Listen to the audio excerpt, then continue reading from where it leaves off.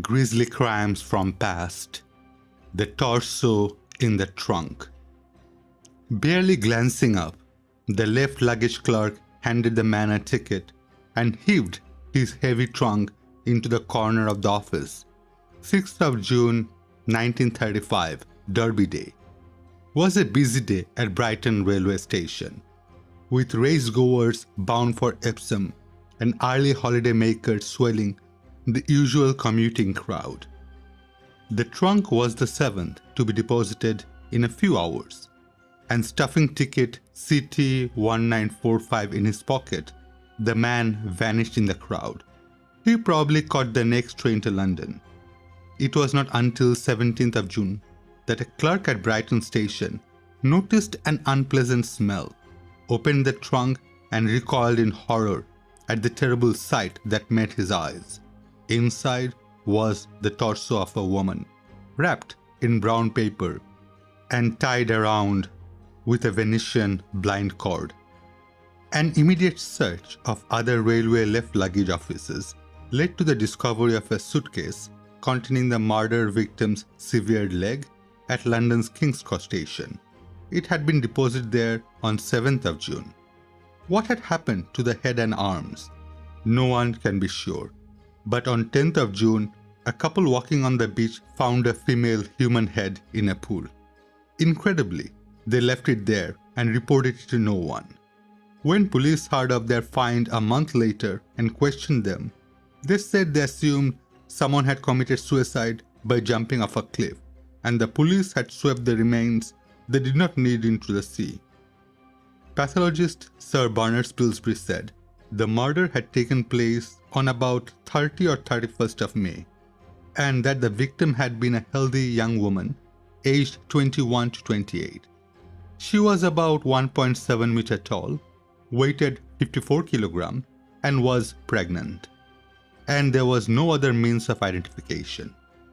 Police came to the conclusion that the killer was probably a married man of some social standing who had an affair with the woman. She became pregnant, and when her condition became noticeable, she asked him for help. He refused, and she threatened to tell his wife about their affair. They had a row, which became violent, and in the heat of the moment she was killed by a blow to the head.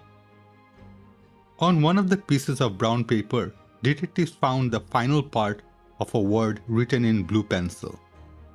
The syllable Ford was easily recognizable, and the previous letter could have been a D or an L. A woman working in a London warehouse came forward to identify the writing as her own. She regularly returned detectives' consignments to a confectionery farm in Bedford. Police identified the brown paper she used as the type wrapped around the woman's remains, and they established that when such sheet arrived at the Bedford factory, they were reused to dispatch goods to all parts of the country. They followed every possible lead, but the trail went cold. Chief Inspector Robert Donaldson from Scotland Yard took charge of the case. In an attempt to identify a victim, he launched a massive roundup of missing girls. In all, 732 who had left home were traced. He had detectives check every hospital, nursing home, and doctor's surgery for details of women who had sought prenatal advice. One London hospital alone produced 5,000 names. Other detectives checked makers and retailers of trunks and made discreet inquiries into thousands of purchases.